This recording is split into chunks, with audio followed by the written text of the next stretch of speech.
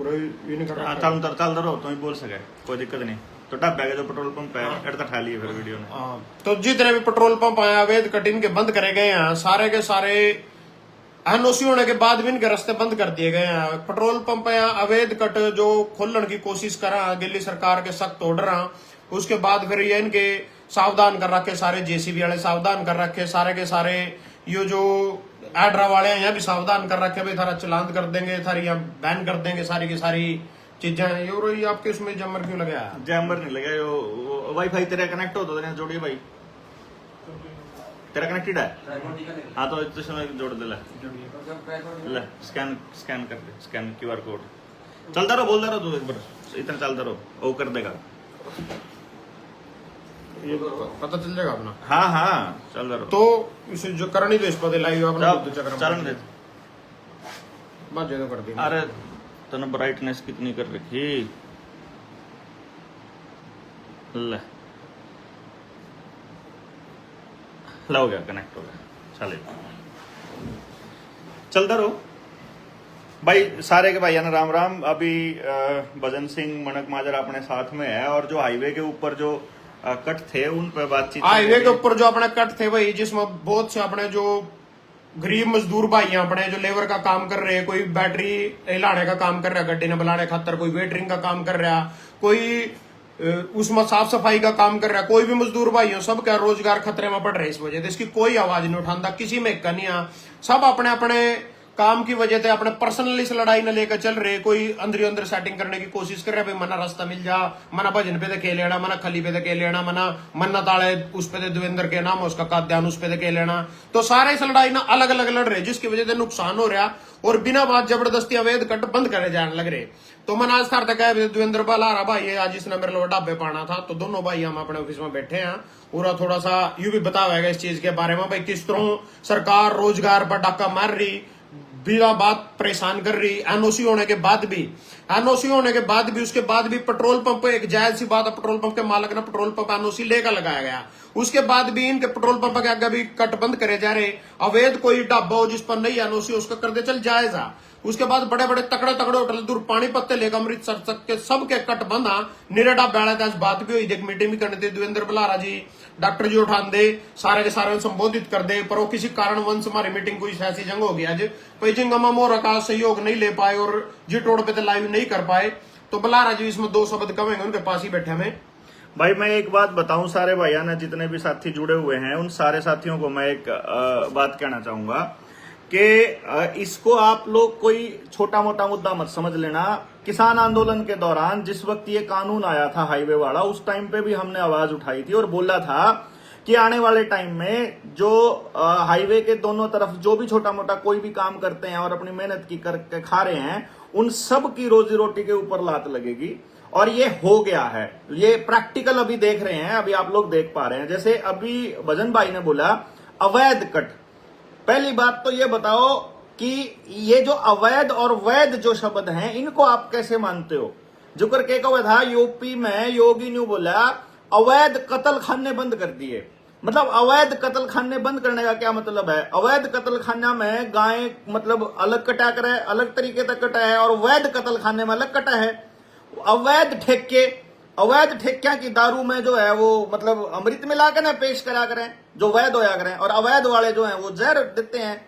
इसी तरीके से वैध कट और अवैध कट, ये वैध और अवैध का जो खेल है ये पूरा का पूरा आपके कंट्रोल का खेल है सारा का सारा, कि आप ये मानने लग जाओ कि मालिक वो हैं, वो बताएंगे आप कौन सा बिजनेस करोगे, वो बताएंगे आप बिजनेस कैसे करोगे, वो बताएंगे आपकी सड़क से कहां कट होगा, वो बताएंगे आपको रोटी खाने का अधिकार है या नहीं, वो सर्टिफिकेट देंगे। यानी आप अपने काम की, अपने जीवन की चाबी जब उनको देने लग जाओगे तो वो इस तरह के हालात पैदा कर देंगे कि आप अपने ही जीने के अधिकार के लिए सर्टिफिकेट उनसे मांगने लग जाओगे।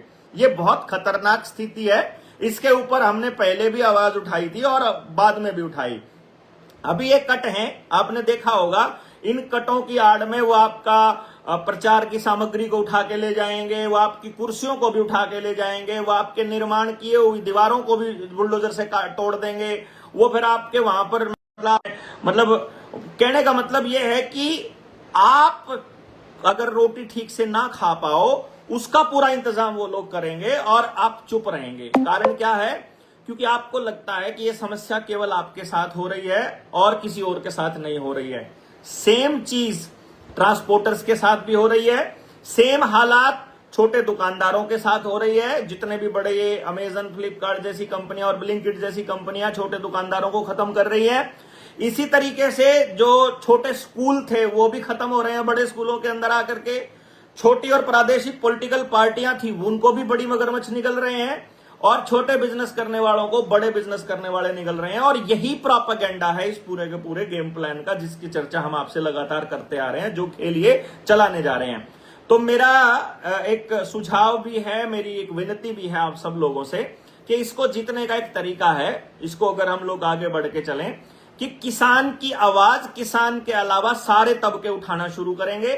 ढाबे वालों की आवाज वो लोग भी उठाएं जिनके अपने ढाबे नहीं है, और जो ढाबे वालों भाई जो भी अपना काम करने लग रहा है वो उनको काम करने वालों की मतलब बराबर सम्मान के साथ देखा जाए, और वहां पर लगाने वाली किसी भी छोटी से छोटी, बड़ी से बड़ी रेडी वाले का भी उतना ही सम्मान हो और उतनी ही इज्जत हो और उतना ही उसकी सुरक्षा हो। इस सुरक्षा की गारंटी के लिए आप सब लोगों को मिलकर के चर्चा मतलब इस पे आवाज उठानी पड़ेगी। आवाज उठाने के साथ साथ इकट्ठा होना पड़ेगा और दूसरे मुद्दों के ऊपर आपको चर्चाएं ये कॉन्टिन्यूअसली करनी पड़ेंगी। तो मैं इस पे हम बड़े लंबे समय चर्चा करेंगे। हम अगर पॉसिबल हुआ तो आज शाम को वापसी में जाते हुए मैं ढाबे पे मिलूंगा मनक भाई से, और दूसरी जगह पे जाते हुए क्या नाम, आप लोगों को अगर लगता है कि आप सारे के सारे साथी इस मुद्दे पर पूरी डिटेल में चर्चा जानना चाह रहे हैं, वो कानून में क्या है जो उन्होंने किया था, उस वक्त तो बड़ा विरोध हुआ। जैसे 10 लाख रुपए जुर्माने वाला कानून था कि ट्रक ड्राइवर से अगर किसी की मृत्यु हो जाती है, अगर कोई डेथ हो जाए तो उस टाइम पे उसको 10 साल की सजा है, 7 साल की सजा और 10 लाख रुपए जुर्माना। तो मैंने जब इसको मतलब देखा कि भाई ये कानून पास हो गया कि नहीं हो गया, सारे ट्रक ड्राइवरों ने, ट्रक यूनियनों ने हड़ताल करी। सरकार ने कहा कि हम ये कानून पास नहीं करेंगे, और जैसे ही हड़ताल हटी अगले दिन से नोटिफिकेशन जारी हो गया। इसी तरीके से दूसरी चीजें, तो इस वैध और अवैध एक और आया था वो भाई जिसमें 10 साल पुराने डीजल और हाँ, डीजल और पेट्रोल वाले वाहन, ये 1 नवंबर से कह रहे हैं दिल्ली में पेट्रोल वाले भी अब नहीं होंगे। मौज हो गई ना आप लोगों की, तो कि पहले डीजल वाले थे राजी हो रहे थे डीजल वाली बेच दो, फिर पेट्रोल वाली बेच दो, फिर कहेंगे कि चलो सीएनजी वाली भी बेच दो, फिर कहेंगे इलेक्ट्रिक ही चलेगी खाली, और इन सारों का किल स्विच जो है वो सर उनके पास है। मैं आपको ये बता रहा हूं 30 नवंबर को प्लान किया था हम लोगों ने कि हम जनता सरकार मोर्चा वाले साथी स्वराज दिवस मनाएंगे। तो 1 नवंबर को ये लोग पेट्रोल की एंट्री बंद करेंगे, और हम लोग 1 नवंबर के बाद 30 नवंबर को राजीव भाई की पुण्यतिथि के ऊपर दिल्ली के अंदर पेट्रोल डीजल वाली स्पेशल गाड़ियां हम लेके जाएंगे, और एक भी गाड़ी का तुम लोग चालान करके दिखाना और एक भी गाड़ी को तुम लोग पकड़ के दिखाना। फिर हम दिखाएंगे आप लोगों को कि इसके बाद हम इस पूरा एक समझो ऐलान करेंगे कि तुम लोग तय नहीं करोगे हम कौन सी गाड़ियों से चलेंगे, हम तय करेंगे कि हम बिजनेस और काम कैसे तय करना चाहते हैं। देश की जनता तय करेगी। आपको यह संदेश सरकारों को देना पड़ेगा कि हम मालिक हैं। तुम्हें जो ताकत मिली हुई है ये कानून बनाने की और ये वैध अवैध कहने की, ये ताकत हमने दी है तुमको अपनी वोट के जरिए, और इसको अमली जामा पहनाने के लिए जो अधिकारी हैं उनकी तनख्वाह हमारे पैसे से जाती है, हमारा टैक्स का पैसा है, देश की जनता के टैक्स का पैसा है। यदि आपको यह बात समझ में आती है तो आपको इन लड़ाई लड़ने वाले लोगों के साथ में खड़ा होना पड़ेगा और आगे आकर के इनके लिए बोलना पड़ेगा। आप पूरा खुलकर वीडियो नहीं बना सकते हो तो लिखिए, आप सांकेतिक भाषा में लिखिए, दूसरी भाषा में लिखिए, आप सिर्फ सपोर्ट के लिए लिखिए कि हम उनके सपोर्ट में हैं। और यदि आप नहीं लिखेंगे तो कल को जब आपके ऊपर लाठी बरस रही होगी तब आपके लिए लिखने वाला कोई नहीं होगा। यह मैं आपको पहले से बता रहा हूं। इसलिए यह समझना बड़ा जरूरी है कि एक दूसरे के लिए खड़ा होने का वक्त आ गया है। आप किसी भी तबके से संबंधित हैं, आप कोई भी काम करते हैं, दूसरे काम करने वाले लोगों के ऊपर जैसे ही जातियां हो आपको बोलना चालू करना पड़ेगा। बाकी आज अमित शाह ने दिल्ली के अंदर बुलाए हैं सारे इन्फ्लुएंसर्स जो यूट्यूब के हैं। इसका मतलब है कि आने वाले टाइम में नैरेटिव सेट करने के लिए सारा खेल चल रहा है।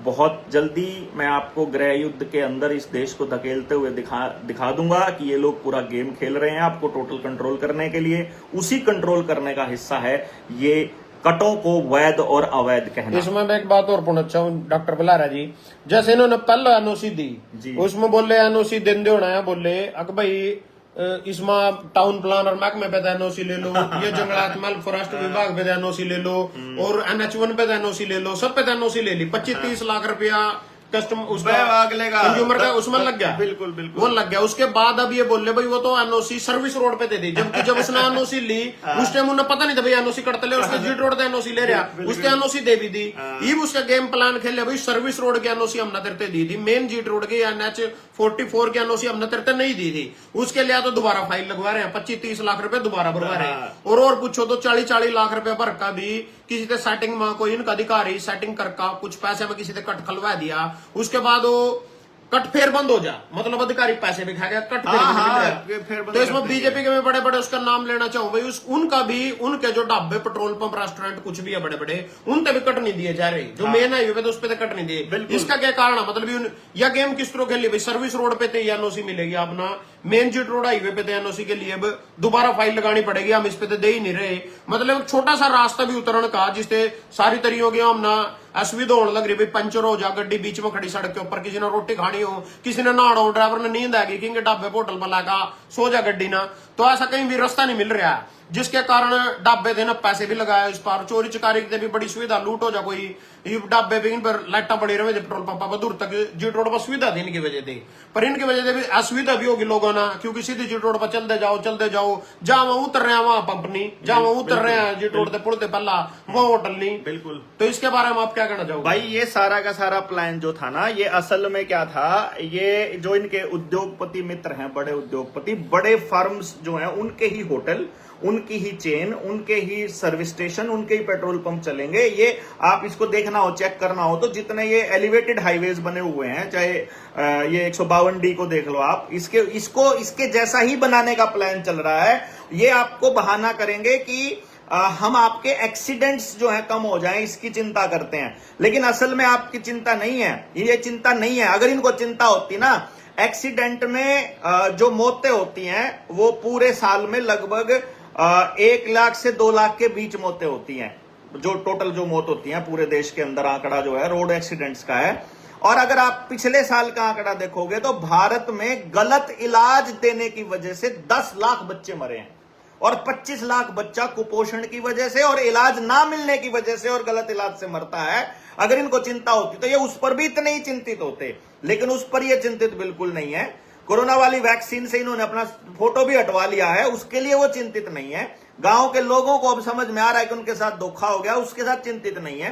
कर्जे में लोग मरने लग रहे, लीवर की बीमारियां हो गई हैं, हार्ट के पेशेंट्स बढ़ गए हैं, पैरालिसिस बढ़ गया, उसकी चिंता नहीं है। लेकिन वो कहेंगे कि आपका एक्सीडेंट बचाने के लिए हम लोग ये कट इस टाइप का लगाए।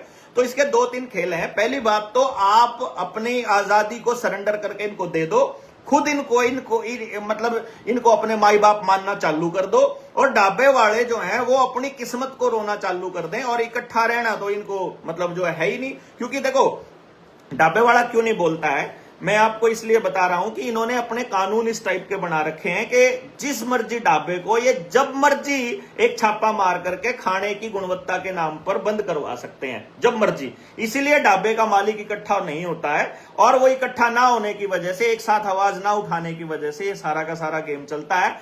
तो इसकी जिम्मेदारी दूसरे संगठनों को लेनी पड़ेगी, ट्रांसपोर्ट यूनियन को भी आगे आना पड़ेगा, किसान आंदोलन में लड़ रहे किसानों को भी आगे खड़ा होना पड़ेगा, क्योंकि एक बार आह्वान तो करना पड़ेगा ढाबा मालिकों को ही, और उसके बाद जो है समाज के लोग उठ के आए। ऐसा मतलब आह्वान है अपना कि बाकी के लोग भी इन सारे के सारी आवाज उठाने वाले लोगों के साथ में आओ, नहीं तो भाई आप एक एक करके सारे तबकों को रगड़ा जाएगा। इसमें भाई मैं एक चीज और अपनी तरफ से जोड़ना चाहूँ, खेता में आजकल बड़े बड़े बिजली के खंभे वो बला रजा अपना देखा, उसमें जिम्मेदार कुछ नहीं कर सकता। खेत की कीमत नेशनल हाईवे की जड़ में 2-2.5 करोड़ किले की है, वो खंभा गड़ती सार उस किले ने कोई 50 लाख में नहीं उठता। सरकार उस खंभे ने खेत में गाड़ का 2-4 लाख रुपए जिम्मेदार ते पकड़ा था, सारी उम्र का बांस हो गया। उस खंभे ना आप अपने खेत में ते पाड़ नहीं सकते।